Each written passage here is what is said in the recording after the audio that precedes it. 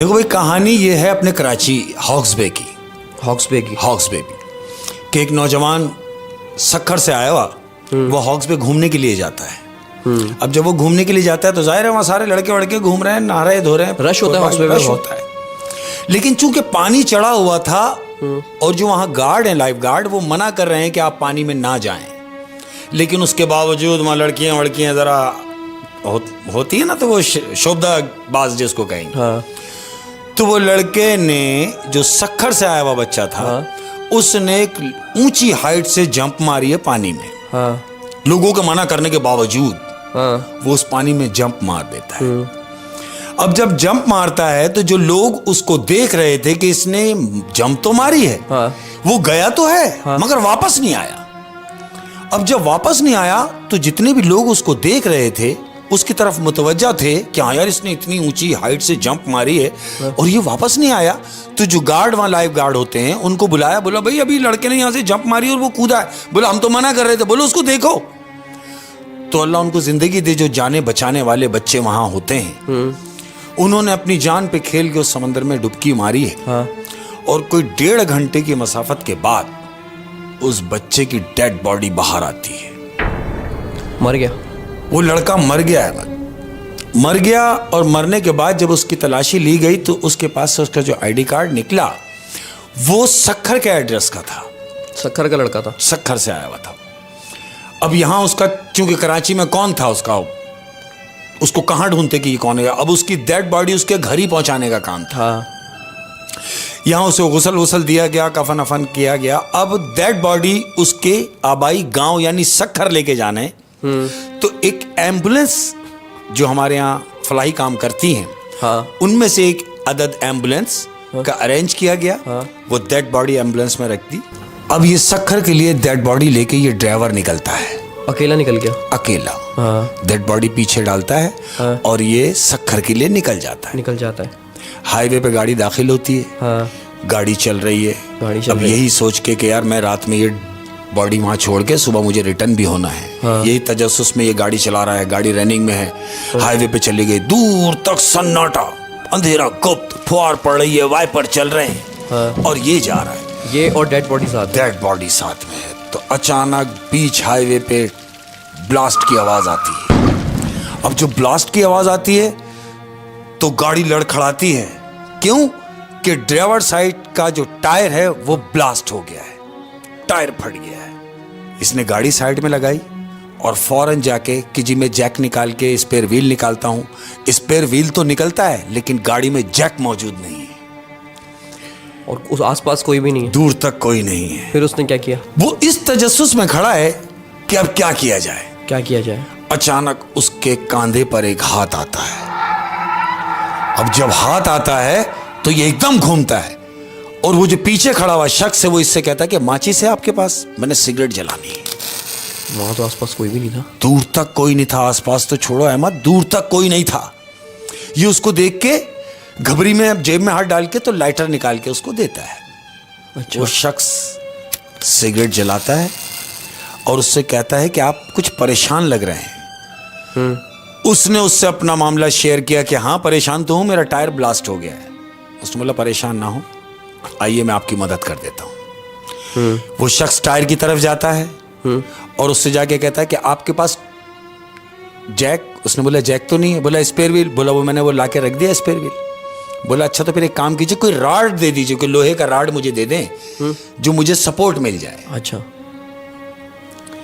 अब ये राड लेने के लिए गाड़ी में आया है ड्राइवर आया गाड़ी। जब गाड़ी में आता है तो जो डेड बॉडी रखी हुई है उसके नीचे बॉक्स होता है जो टूल बॉक्स कहलाता है।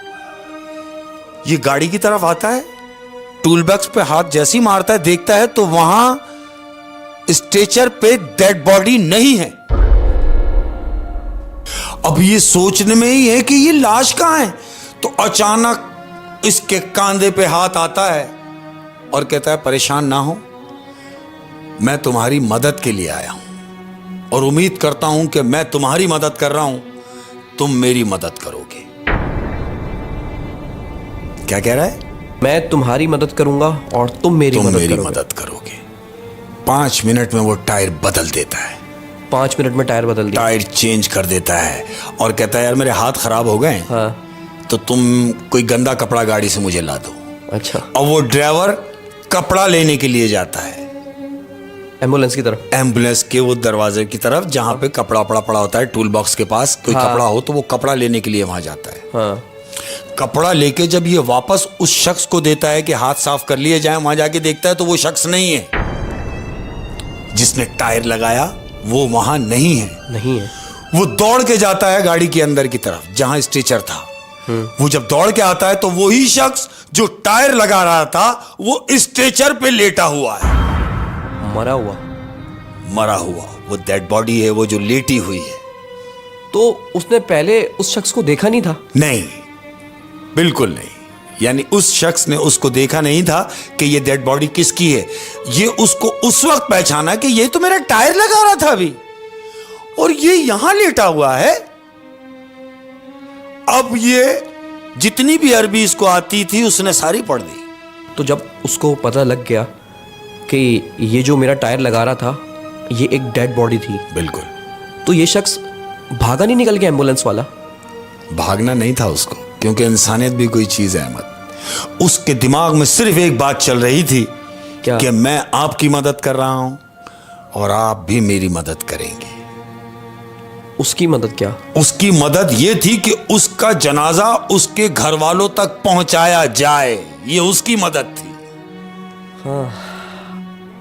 हाँ, क्योंकि वो तो अकेला डूबा था, उसके साथ था कोई नहीं। और मैं इस कहानी को समझ गया हूँ थोड़ा थोड़ा। हाँ। उसने अपनी डेड बॉडी अपने घर वालों तक पहुंचानी थी। बिल्कुल। और बीच में टायर पंचर हो गया। बिल्कुल हुआ। तो और अगर कोई टायर पंचर लगाने वाला ना आता, हाँ, तो उसकी डेड बॉडी वहीं रोड पर रह जाती। बिल्कुल, या खराब हो जाती। बिल्कुल हो जाती, बदबू छोड़ जाती। तो उसने इसीलिए टायर लगाया और दोबारा आगे लेट गया। हाँ। ताकि मैं अपनी जगह पर अपने मकाम तक पहुंच सकूं, अपने घर वालों तक पहुंच सके उसकी डेड बॉडी। बिल्कुल ऐसे। तो इससे हमें यार कितनी, और ये भी एक एम्बुलेंस वाले को बात याद रह गई। बिल्कुल ऐसे। नहीं तो वो भाग जाता। कोई और होता उसकी जगह तो मैं ये समझता हूं कि वो डेड बॉडी नीचे रख के भाग जाता। लेकिन मैंने पहले कहा कि इंसानियत अभी बाकी है। इंसानियत अभी बाकी है। बिल्कुल बाकी। तो उसने वो डेड बॉडी फिर आगे अब बिल्कुल मकाम पर पहुंचाई, घर वालों के हैंड ओवर की। उसके बाद क्या किया उसने? उसके बाद क्या करना था अहमद, उसने वो डेड बॉडी उनके घर वालों के हैंड ओवर की। हाँ। और कोई बात नहीं की। हाँ। और वहां से रिटर्न कराची आ गया।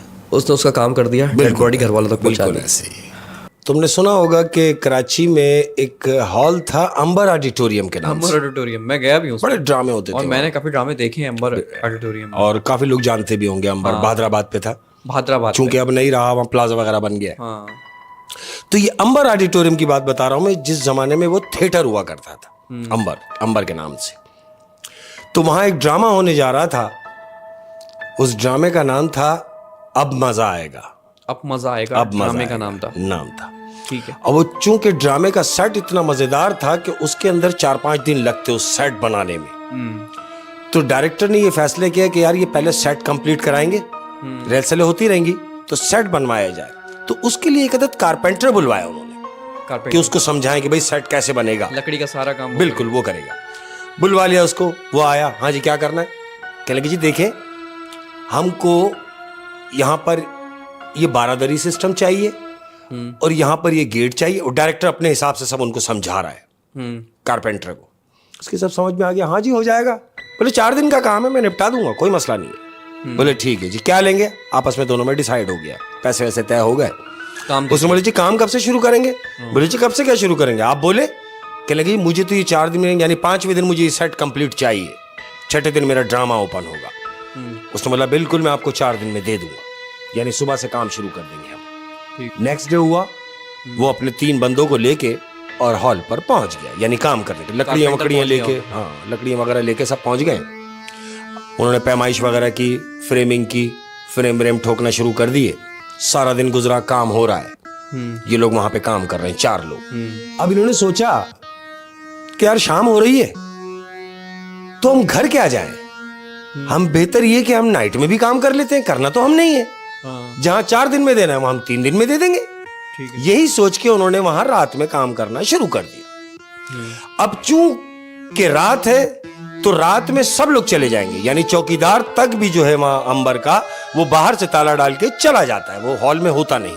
ठीक है। तो हस्ब दस्तूर रात हुई तो इन्होंने चौकीदार से कहा भाई हम रात को यहीं काम करेंगे। तो चौकीदार ने कहा देखो भाई रात को अगर काम करोगे तो तुम बाहर नहीं आना, क्योंकि बाहर से तो मैं ताला डाल के चला जाऊंगा। उन्होंने बोला मैं बाहर आने की जरूरत ही नहीं, हम तो अंदर काम करेंगे। चौकीदार ने हस्ब दस्तूर ताला लगाया और वो इनको बोल के चला गया। अब ये सब काम में लगे हुए हैं, चारों लोग अपना काम में लगे हुए हैं। अब क्या होता है, अब चारों चूंकि होते हैं ना पीने पिलाने वाले भी सिस्टम के लोग होते हैं, तो वो चारों ही पीने वाले थे। ओ, जब तो रात को रुके थे। हाँ, वो चारों पीने वाले थे। उन्होंने बोला यार रात को माहौल भी बना लेंगे, काम हमसे फारिग होने के बाद रात को पी लेंगे, या बैठ के पी के जितना काम हो सकेगा कर लेंगे।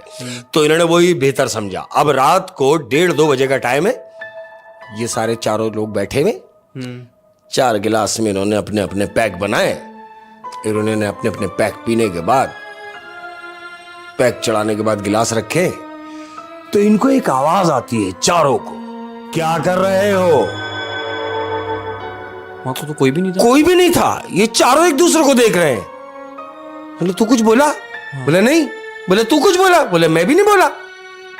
पागल बना रहा है। अब चूंकि ये चारों पिए हुए नशे में है, तो ये चारों नशे में ये एक दूसरे की समझ रहे कि ये मुझे डरा रहा है, वो समझ रहा है ये मुझे डरा रहा है। लेकिन वो डरा नहीं था, वहां कुछ था। वजह यह है कि अंबर ऑडिटोरियम का जो सेट था, जहां ड्रामे होते हैं, उसके बिल्कुल बराबर में एक ज़ियारत बनी हुई। वहां पे एक हजरत है, वहां बड़ी पाक हस्ती है, वहां अभी भी है। तो उनसे ये नागवार गुजरा कि उन्होंने बैठ के वहां शराब पी। जानते हो क्या हुआ उनके साथ?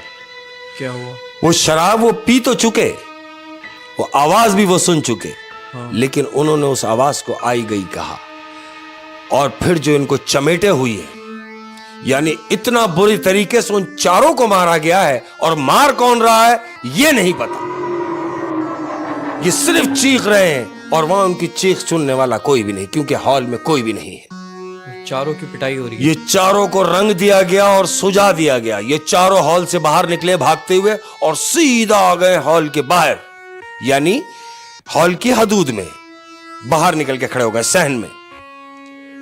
और ये सोच रही है हमारे साथ क्या हुआ है, ये सब नशे में। ये वहां बैठ गए सहन में, अब अंदर भी कोई नहीं जा रहा। अब ये दिन के इंतजार में के दिन निकले। नशा तो क्या ही हो रहा था, इनको इतनी दुर्घट हुई है कि इनकी सारी पीवी उतर गई। अब ये चारों वहां बैठे हुए एक दूसरे से कह रहे हैं कि यार अंदर। बोले नहीं मैं तो नहीं जाऊंगा। बोले तू जा। बोले नहीं मैं भी नहीं जाऊंगा। बोले यार मेरे कपड़े अंदर रखे। बोले रहने दे भाई, दिन निकलने दे। सुबह हुई। अब जब सुबह हुई तो चौकीदार, फर्स्ट टाइम चौकीदार आके उसने दरवाजा खोला, उसने देखा कि ये चारों तो बाहर बैठे। बोले भाई तुम लोग बाहर कैसे? बोला भाई बाहर क्या, हम तो अंदर भी नहीं जा रहे। बोले क्यों? बोले हमारे साथ तो रात को ये सीन हुआ है। बोले नहीं पागल हो गए हो, तुमने क्या किया रात को अंदर? बोला कुछ भी नहीं। बोला ऐसा हो नहीं सकता, बगैर कुछ किए तुम्हारे साथ कैसे कुछ हो जाएगा? उसने बोला कुछ भी हो, हमने ये काम अब नहीं करना। तो चौकीदार ने जानते उनसे क्या कहा? उन्होंने बोला ये तो आपकी कमिटमेंट है, ये तो आप करके जाएंगे, वरना आप ऐसे नहीं जा सकते, रुक जाएं, मुझे पहले बुलवाने दे। यानी किसको? डायरेक्टर को, जो जिससे कमिटमेंट हुई थी। चौकीदार ने डायरेक्टर को फोन किया कि भाई आपके जो कारीगर काम कर रहे थे और ये जा रहे हैं काम छोड़ के। उसने बोला उनको जाने नहीं देना, मैं आ रहा हूं। उल्टे पांव आया, क्योंकि उसको काम चाहिए था, उसका ड्रामा स्टार्ट, क्योंकि ड्रामा स्टार्ट होना था। वो हॉल पे पहुंचा। बोला हाँ भाई क्या हुआ?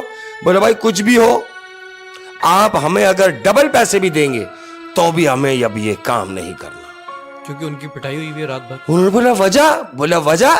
बोला ये देखो, कोई अपनी पीठ दिखा रहा है, कोई अपना हाथ दिखा रहा है, सब सूजे हुए हैं चारों बुरी तरीके से। उन्होंने बोला ये क्या? बोला हमारी खुद समझ में नहीं आ रहा कि हमारे साथ ये क्या हुआ। अब जो डायरेक्टर था वो उनको देख रहा है कि यार ये तो वाकई, ये तो सारे चारों के चारों सूजे हुए। बोला ऐसा तो नहीं कि तुम लोग आपस में एक दूसरे को मार रहे हो? बोला नहीं भाई, हमें तो किसी ने कूटा है पूरी तरीके से। बोला फिर? बोला हमने काम नहीं करना। अलकिस्सा मुख्तसर, उन्होंने वो काम छोड़ दिया। डायरेक्टर परेशान हो गया कि अब क्या होगा। सारा दिन गुजरा, शाम हुई। जब शाम हुई तो कास्ट जमा हुई, रेसल की कास्ट जमा होती है, कास्ट वास्ट जमा हुई। तो उन्होंने कहा, कहने लगे देखो यार इतनी मुश्किल से कारपेंटर मिला था, उसको सब समझा दिया था और वो काम छोड़ के चला गया। तो कास्ट में से किसी ने कहा, कहने लगे भाई मेरे एक जानने वाले हैं कारपेंटर, अगर आप कहें तो मैं उन्हें बुलवा लूं। बोले हाँ भाई बुलवा लो। फोन किया, 9 साढ़े 9 बजे वो हाजिर हो गया, दूसरा कारपेंटर। जब वो दूसरा कारपेंटर आया तो उसको भी वही समझाया जा रहा है कि देखो भाई ये करना है, ये करना है। वो आके उसने देखा, कहने लगे यार काम तो छिड़ा हुआ है। बोले हाँ छिड़ा हुआ था, लेकिन जो पहले वो काम कर रहा था उसका कहीं ठेका और भी चल रहा है, तो वो वहां चले गए, पहले वो काम निपटाएंगे। उसने हकीकत नहीं बताई, सच्चाई नहीं बताई, उसने कुछ और बात कह के टाल दिया कि वो जी वहां चले गए। हकीकत बताता तो शायद वो लोग भी चले जाते, वो भी ना करते। हाँ। अब चूंकि जो दूसरा कारपेंटर आया है ये नमाजी परहेजगार है, इसकी बात हो गई, पैसे की लेन देन हो गई, सब डिसाइड हो गया। बोले जी कब से शुरू कर रहे हैं? बोले जी हम सुबह से आ जाएंगे। बोले जी देखिए आप सुबह से आ जाएंगे, लेकिन मुझे ये चाहिए, 3 दिन मेरे पास बाकी रहते हैं, 3 दिन में आपको ये कंप्लीट करके देना है कलर के साथ। उसने बोला आप बेफिक्र हो जाए, इंशाल्लाह हम इसको फारिग कर देंगे। दूसरा दिन हुआ, दूसरा कारपेंटर आया। अब जब वो दूसरा कारपेंटर जिस दिन आया है, इत्तेफाक से वो दिन जुमेरात का था। वो वहां पहुंचे हैं, सारा दिन काम किया है। मगरिब की अजान हुई, अजान से पहले उसने बच्चे को भेजा, बोले जाओ यार फटाफट जलेबियां लेके आओ, जुमेरात है और हमने जलेबी बांटनी है। उसको नहीं मालूम है कि भी यहाँ कोई मजार भी है, कोई जियारत भी है, कोई बुजुर्ग भी है, उसको अभी इस चीज का पता नहीं है। ना जानते हुए भी उसने जलेबी मंगवाई है जुमेरात के दिन, जलेबी पूरे हॉल में बंटवाई है, कास्ट को भी बांटी है, सबने खाई भाई, अगरबत्तियां जलाई हैं। नमाज पढ़ने का बिल्कुल पाबंद, अपने जो 3 लड़के उसके साथ में उनको भी नमाज का पाबंद किया हुआ कि जी नमाज के टाइम बिल्कुल काम नहीं करेंगे, हम नमाज पढ़ेंगे। यानी बहुत नेक लोग थे। उन्होंने काम शुरू किया अल्लाह का नाम लेके, और काम शुरू किया, सारा दिन काम किया, सारी रात काम किया। उनके साथ ऐसा कुछ भी नहीं हुआ और वो काम करते रहे। एक दिन गुजरा, अब दूसरा दिन हुआ, वही हस्बे मामूल, सारा दिन काम किया। अब इन्होंने क्या सोचा कि अब घर जाना मुनासिब नहीं है, अब हम यहां रात को भी काम करके फारिग करेंगे। ये उस दिन भी रात को वहां रुक गए। अब ये फारिग करने के चक्कर में कि हम जल्दी से फारिग कर देंगे यार, 2 बज गए अहमद, रात के 2 बज रहे हैं। इन्होंने सोचा यार कुछ खा लिया जाए। अब चूंकि ये खाना घर से लेके जाते थे बेचारे, अच्छा, इन्होंने अपना खाना वाना वहां निकाला है, खाना लेके बैठ गए। 2 बजे का टाइम है। अब जब अंदर हॉल में वो काम कर रहे हैं, इन्होंने हॉल छोड़ के बाहर आ गए, और जहां मेकअप रूम है, शायद अंबर तुमने देखा हो तो मेकअप रूम के पास जगह थी, इन्होंने वहां चादर बिछाकर अपना खाना वाना रखा। अब ये खाने के लिए तीनों बैठ गए। अब जब ये बैठे, इन्होंने निवाला तोड़ा है और निवाला मुंह तक जाने लगा है, तो इन्होंने क्या सुना कि अंदर कोई कील ठोक रहा है हॉल के अंदर। वहां तो कोई भी नहीं। ये तीनों एक दूसरे को देख रहे हैं और ये सोच रहे हैं कि यार चौथा तो कोई भी नहीं है, पूरे हॉल में कोई नहीं है, तो ये कीले कौन ठोक रहा है? इसने कहा कि जाओ जाके देखो। उठा, एक उनमें से उठा और जाते हुए कहने लगा मैं अकेला नहीं जा रहा यार। कहने लगा यार तू भी इसके साथ चला जा। ये 2 उठे, अब ये जा रहे हैं हॉल की तरफ कि वो जो ठोकने की आवाज आ रही है वो कौन है। ये हॉल की तरफ गए, 2 कदम बढ़े, आवाज रुक गई है, आवाज बंद हो गई। ये वापस पलटे। अब जब पलटे हैं, इन्होंने देखा तो इसने फिर डांटा, कहने लगे यार अंदर देख क्या कौन है, अंदर तक जाओ। ये फिर बढ़े तो अचानक रंदा चरने की आवाज आती है। रंदा चलता है ना, यानी जो लकड़ी छीला जाता है, हाँ। तो कोई रंदा चला रहा है। लेकिन ये कौन चला रहा है? कौन चला रहा है? ये बजाय अंदर जाने के वापस भागे उसकी तरफ और कहते तू सुन रहा है? कहने लगा मैं भी सुन रहा हूं, रंदा चलने की आवाज आ रही है, लेकिन वो चला कौन रहा है?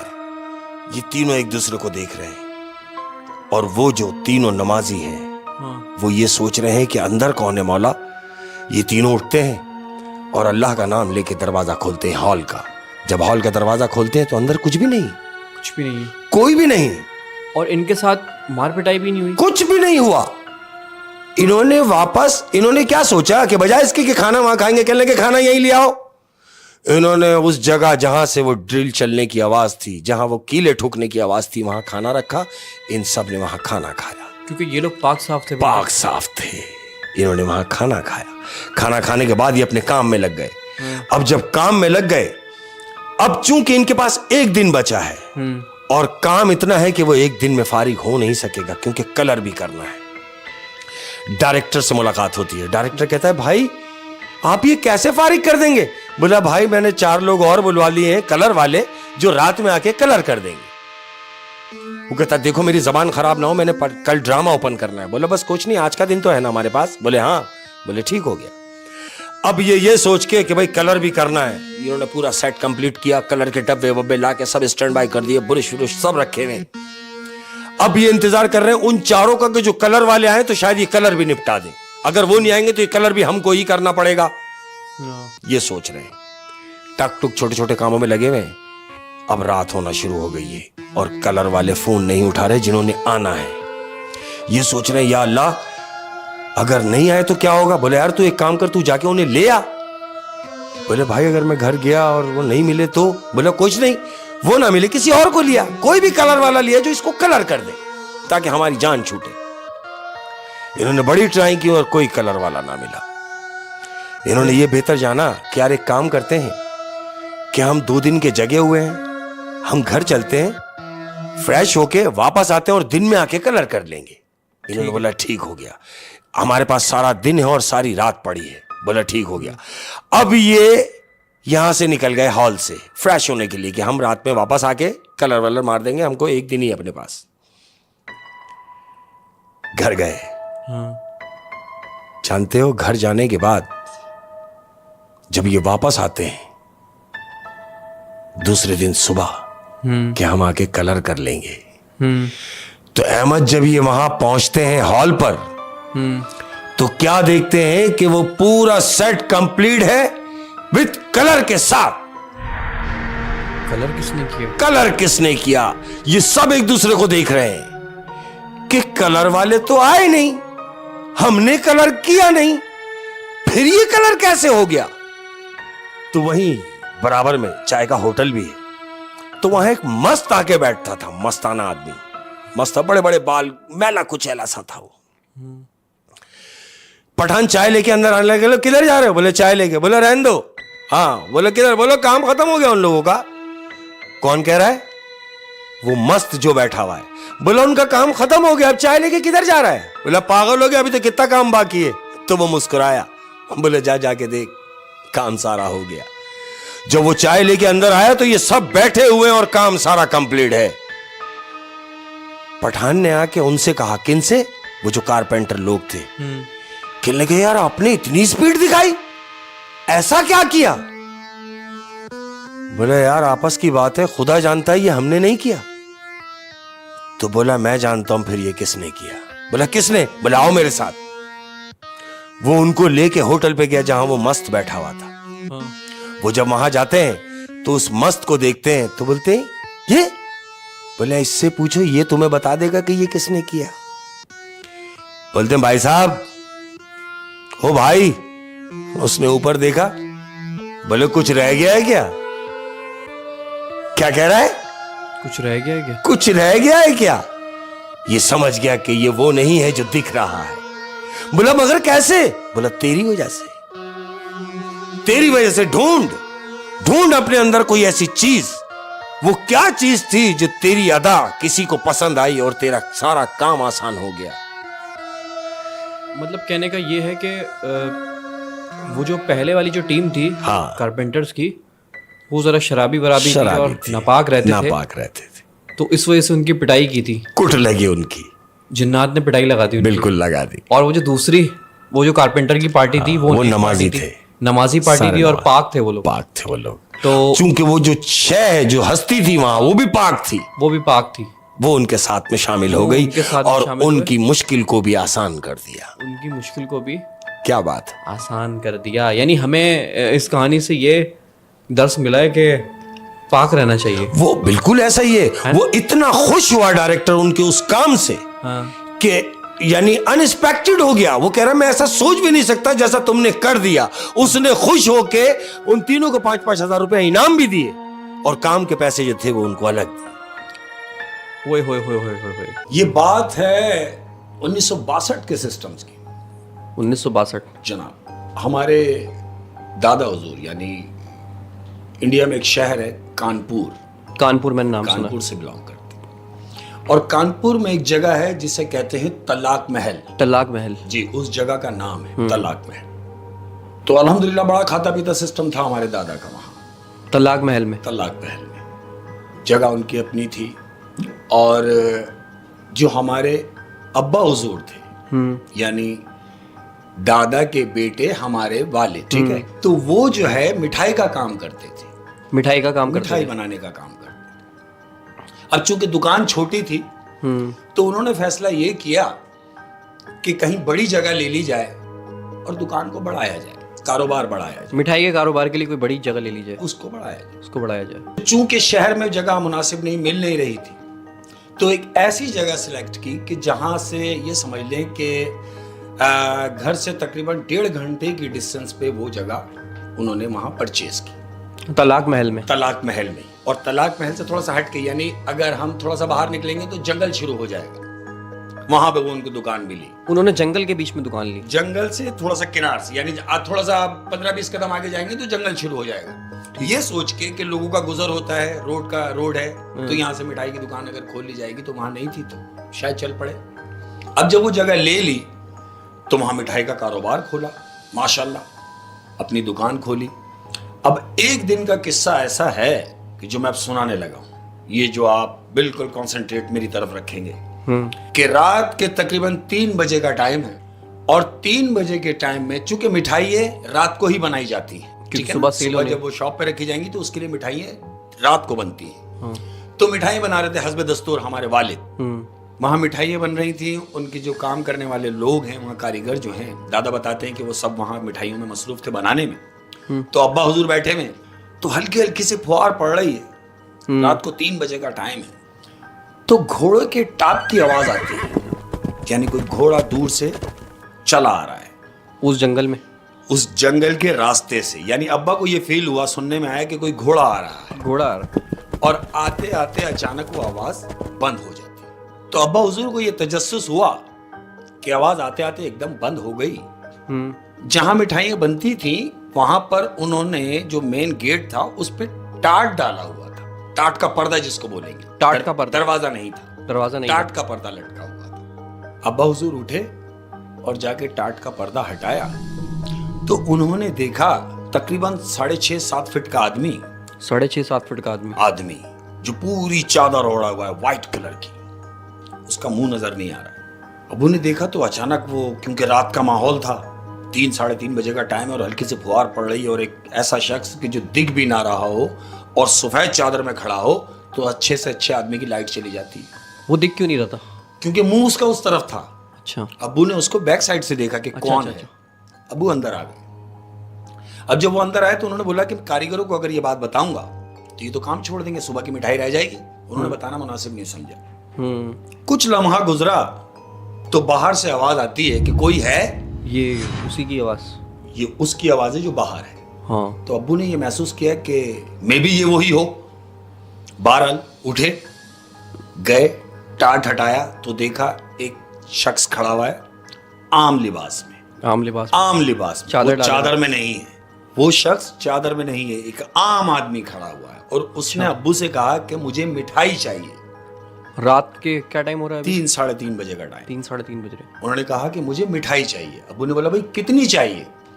उन्होंने बोला हमारे यहाँ शादी की तकरीब होने वाली है और हमें क्वांटिटी में मिठाई चाहिए, तो लिहाजा पहले हम आपकी मिठाई चेक करेंगे, अगर आपकी मिठाई अच्छी हुई तो फिर हम सारा ऑर्डर आपको देंगे। अब्बू ने बोला भाई मैं मिठाई थोड़ी सी लाके आपको चेक कराता हूँ। उन्होंने बोला मुझे थोड़ी सी नहीं चाहिए, मुझे तकरीबन 20 किलो मिठाई चाहिए। चेक करने के लिए उसने? जनाब। अब्बू ने उससे कहा कि आपने तो कहा है कि चेक करनी है और फिर 20 किलो? कहने लगे नहीं, आप यही समझे कि मुझे चेक करनी है, आप 20 किलो मिठाई मुझे दें। अब्बू ने ऑर्डर किया अंदर बच्चों को कि भाई फटाफट 20 किलो मिठाई पैक करो। उन्होंने मिठाई के टोकरे बना के 5-5 किलो के 4 टोकरे बनाए। अब उस आदमी से पूछा जी आप गाड़ी लाए हैं, कहाँ रखनी है? उसने बोला कहीं आपको जहमत करने की जरूरत नहीं है, सिर्फ उठा के बाहर रखवा दें थड़े पर, क्योंकि दुकान के बाहर एक चबूतरा था थड़े टाइप का। तो उसने बोला कि ये मिठाई आप उठवा के उस थड़े पर रखवा दें बस। अबू ने वो चारों टोकरे उठा के उस थड़े पे रखवा दिए। वो साहब ने पेमेंट की और चले गए।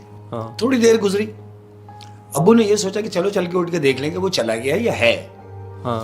अब जब अब्बू ने जरा सा टाट हटाया है तो वो शख्स मिठाई ऐसे खा रहा था जैसे जिंदगी में पहली बार खा रहा, अकेला आदमी। वो मिठाई वो लेके नहीं गया? लेके नहीं गया, वहीं थड़े पे खा रहा है, वहीं खा रहा था। उन्होंने ये मंजर देखा कि एक अकेला आदमी और इतनी बुरी तरीके से मिठाई खा रहा है, तो उनको जरा सा खौफ हुआ और वो अंदर आ गए और उन्होंने आके सोचा कि यार ये तो लेके जाने वाला था, लेके क्यों नहीं गया। उसी लम्हे अब्बू बाहर गए तो वो आदमी वहां मौजूद नहीं था। वो वहां मौजूद नहीं था, टोकरे पड़े हुए थे। टोकरों के करीब जाके देखा तो वो टोकरे इस कदर साफ थे कि जैसे इसमें मिठाई थी ही नहीं। वो 20 किलो मिठाई वो शख्स अकेला खा गया। कितनी मिठाई? 20 किलो मिठाई जो उसने चेक करने के लिए ली थी। तो उसके बाद वो शख्स गया कहां से? वहां वो मौजूद कहाँ नहीं था। गया? अब अब्बू ने ये सोचा कि ये टोकरे खाली छोड़ गया और मिठाई अकेला खा गया, ये था कौन, जरा देखा जाए। अब चूंकि बारिश के टाइम पे थोड़ी थोड़ी कीचड़ हो जाती है, हाँ, मट्टी में थोड़ी उन्होंने बोला कि देखूं कि किस तरफ गया, निशान देखूं। तो जब निशान की तरफ गए हैं तो उसका एक पंजा, पांव का एक पैर, वो इतना बड़ा था कि समझ लें कि हमारे कोनी के बराबर आए। उसका एक पांव, पंजा इतना बड़ा, उसका एक पंजा था। जब उसके जाने के बाद आपके अब्बू ने ये सोचा कि ये किस तरफ गया जंगल किस में? तरफ गया? और जब उसके पैरों के निशान देखे, वो देखे तो वो जंगल की तरफ जा रहे हैं निशान, और वो निशान इतने बड़े हैं कि तकरीबन इतने बड़े उसके पांव, पंजा एक। वो एक पंजा देखा तो दूसरा पंजा हमारे इतनी दूर था कि हमारे कम से कम कुछ भी नहीं तो 25 से 30 कदम बनेंगे। उसका दूसरा पैर वहां था 30 कदम के गैप पर, चौथा कदम तीसरा उसका उतने ही गैप पे था, यानी वो 4 कदम में अपने उस जंगल में इंटर हो चुका था, जंगल में चला गया। एक बात तो साबित है कि वो इंसान नहीं था। इंसान नहीं था, ये तो कंफर्म हो गया। अब्बू को डर लगा, फौरन अंदर आ गए। नेक्स्ट डे अब्बू ने दादा से जिक्र किया कि अब्बू मेरे साथ रात को ऐसा ऐसा हुआ है कि कोई शख्स आया, उसने मिठाई ली, थड़े पे रखी, 20 किलो मिठाई अकेला खा गया, और जब मैं उसको देखने के लिए गया तो मुझे नजर नहीं आया, लेकिन उसके पांव इतने बड़े थे कि मैं देख के खौफजदा हो गया और वो जंगल की तरफ गया। तो दादा ने उनसे कहा कि देखो बेटा, वो कोई इंसान नहीं था, वो यकीनन कोई जिन्नात था, क्योंकि जिन्नात मिठाई बड़े शौक से खाते हैं। हाँ, ये मैं बचपन में मैंने ये कहानियां सुनी है कि जिन्नात जो है मिठाई शौक से खाते हैं। ये दादा समझा रहे हैं अब्बू को, ये दादा समझा रहे हैं अब्बू को कि बेटा जिन्नात मिठाई बड़े शौक से खाते हैं, और अगर उन्हें तुम्हारी मिठाई अच्छी लगी, और लगी वजह यह कि वो पूरी 20 किलो खा गया, इसका मतलब यह है कि मिठाई अच्छी थी, उसको पसंद आई, तो ये कभी भी आ सकते हैं। तो आप एक काम करो, बेहतर ये होगा कि आप वहां से वो दुकान बंद कर दो, क्योंकि दोनों सूरतें हो सकती हैं, या तो अच्छे में या बुरे में। तो अब हमारे साथ जरूरी ये नहीं था कि अच्छा ही हो जाए, हाँ, तो खुदा ना खास्ता बुरा होता तो बहुत बुरा होता। लेकिन आप एक ये भी बात देखें ना कि उस जिन ने कोई नुकसान नहीं पहुंचाया, कुछ नहीं पहुंचा। इसका मतलब वो अच्छे जिन्नात भी होते हैं और बुरे भी ये होते हैं। हम कैसे कह सकते हैं? उसकी वजह ये कि वो तो अकेला आया और खा के चला गया। अब ये तजस्सुस अब्बू के जहन में है, दादा कह रहे हैं कि ये फिर भी आ सकते हैं। हाँ। अब जब इन्होंने बोला कि फिर आ सकते हैं, तो देखी जाएगी, जैसे अभी देख ली गई। उसके जाने के बाद दुकान की चांदी हो गई। कैसे? यानी चांदी इस तरीके से हो गई कि जहां 50 ग्राहक आते थे, हाँ। वहां 100 आने लगे। जहां 5 मन बनती थी, वहां 10 मन बनने लगी। मिठाई की इतनी कमी हो गई कि यानी शाम को मिठाई खत्म है।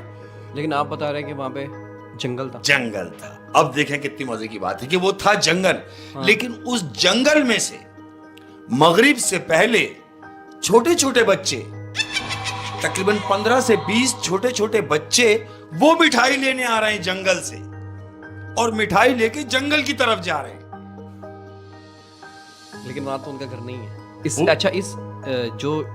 जो ये जिन दुकान में आया था जी, इससे पहले ये बच्चे कभी नहीं आए? कभी नहीं आए, कभी नहीं। यानी उस जिन ने दुकान ढूंढी है पहले, ढूंढी है और मिठाई फिर की इन तारीफ बच्चों की है, और फिर इन बच्चों को बताया, और क्यों फिर ये वहीं से? बच्चे मिठाई की वो बच्चे दुकान पे, मिठाई लेने के लिए हमारी दुकान से मिठाई लेके जा रहे हैं जंगल की तरफ। और ये बात वो दुकानदार जानता है। ये दुकानदार यानी अब्बू को इस बात का इल्म हो गया था कि ये जिन्नात है। वो इल्म ऐसे हुआ कि उस जंगल की तरफ तो कोई घर ही नहीं है, घर ही नहीं है, बच्चे वहीं जा रहे हैं। मगरिब के बाद कोई नहीं आ रहा। मगरिब के बाद कोई नहीं आ रहा, मगरिब के पहले पहले मिठाई खत्म हो जा रही है दुकान पर, यानी इस हद तक हो गया कि मिठाई खत्म हो चुकी है। वो पैसे देके जा रहे हैं। वो पैसे देके जा रहे हैं। जितनी मिठाई ले रहे हैं उतने पैसे दे रहे हैं। अब्बू ने ये सोचा कि ये जंगल की तरफ जा रहे हैं, वहां आबादी नहीं है, ये यकीनन जिन्नात के बच्चे हैं, ये भी कंफर्म हो।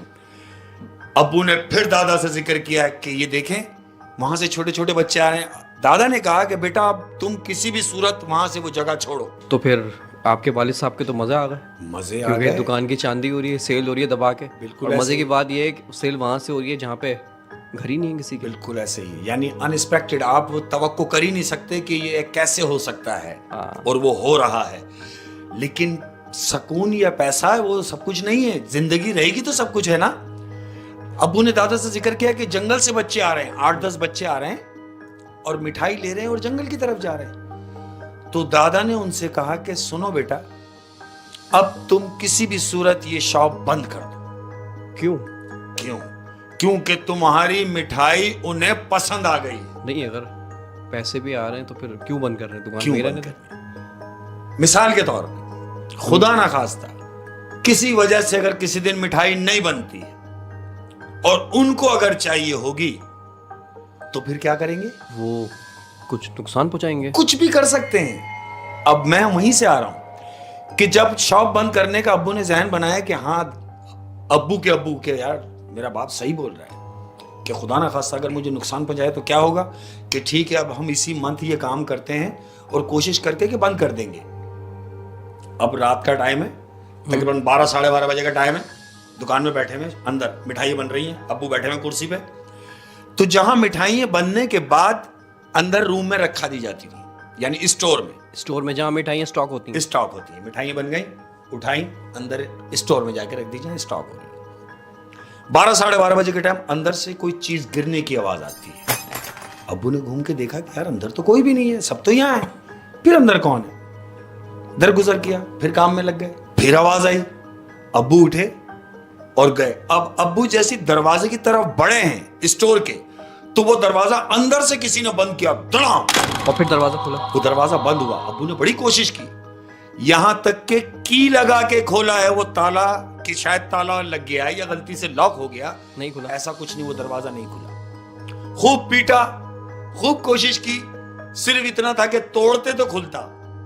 तो अब्बू ने बोला यार ये क्या हो गया कि खुल क्यों नहीं रहा? अब ये सोचते वो बैठे हुए, दरवाजा अचानक खुद खुल जाता है। दरवाजा खुला है, किसी ने अंदर से खोला। वल्लाह आलम। अब सुने क्या होता है। वो जब दरवाजा खुलता है तो यहाँ जितने कारीगर थे, 3 वो और अब्बू, इन्होंने ये सोचा कि हमने तो इतनी कोशिश की, ये नहीं खुला, अंदर कौन है जो ये दरवाजा खोल गया?